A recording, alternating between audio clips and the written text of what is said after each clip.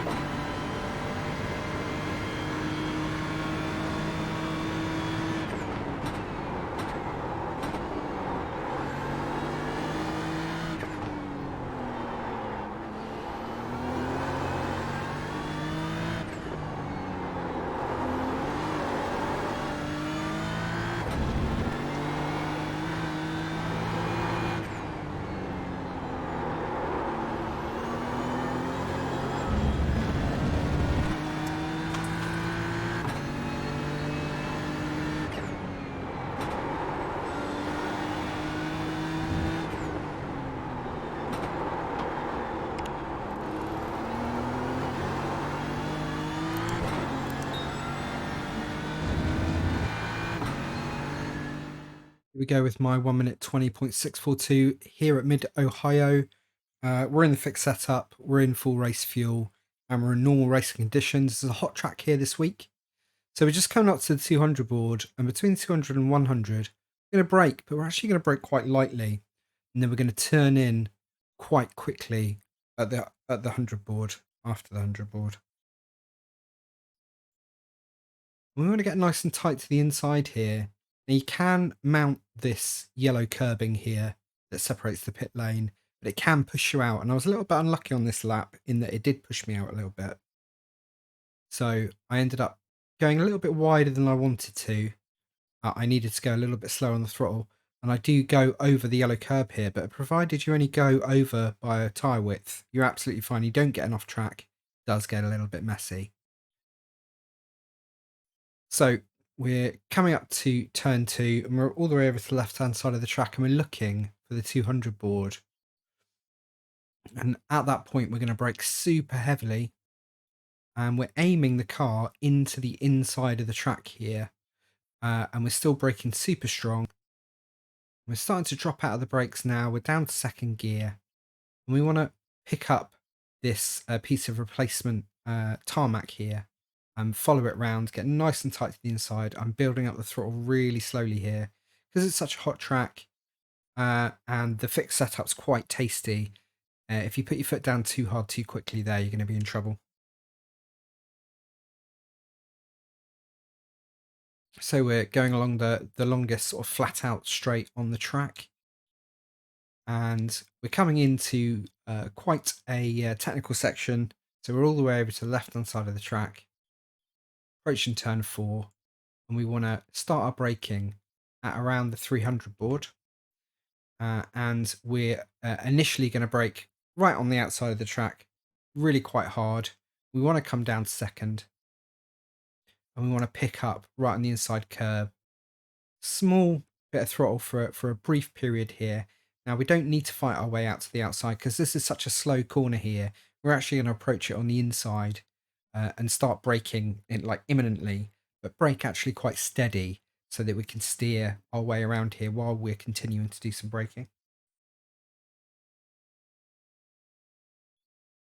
And then we're going to pick up the throttle about mid corner. Reasonably gentle. I had to do a bit of emergency correction there.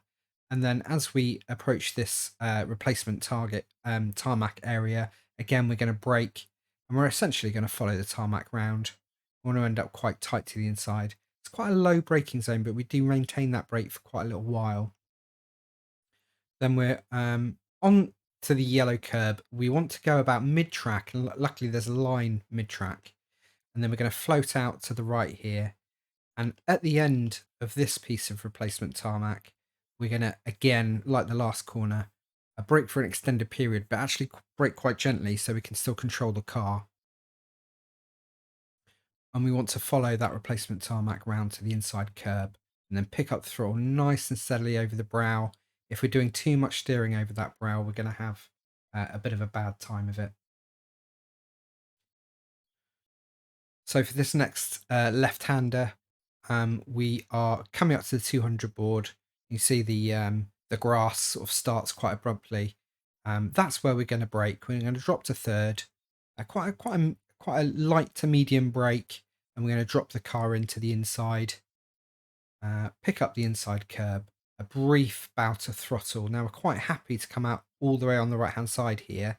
That's fine, because actually at the end of this yellow curb, we're going to start braking quite lightly, with a view to kind of attack the final couple of corners here. And we're braking out and we're letting the car float out to the middle of the track. And we're down to second gear, and then we want to follow this replacement tarmac round, and it will bring us nice and tight onto the inside curb and line us up really, really well for us to be able to get on the throttle quite early here, and power through these last two curbs. And take us back over the line for our 1 minute 20.642. I hope you found this useful. If you did, please do give the video a like. Please do subscribe to the channel for more of these. We've only got one more to go next week. We're at Road Atlanta. And then after Road Atlanta, I'll be picking our final winner for the Asetek Sim Sports Invicta Sim Racing boots. So stay tuned for that. Cheers, folks. As mentioned at the start of the video, every month we're giving away a fantastic prize from Asetek Sim Sports. All you've got to do for a chance to win is be a subscriber and comment or chat live in any of my videos or streams. I'll pick a random winner to become one of the first people in the world to own a pair of Asetek Sim Sports Invicta Sim Racing boots, shipping late August. Asetek Sim Sports Sim Racing boots allow you to stay unconquered on the racetrack and achieve peak performance. And who doesn't want peak performance?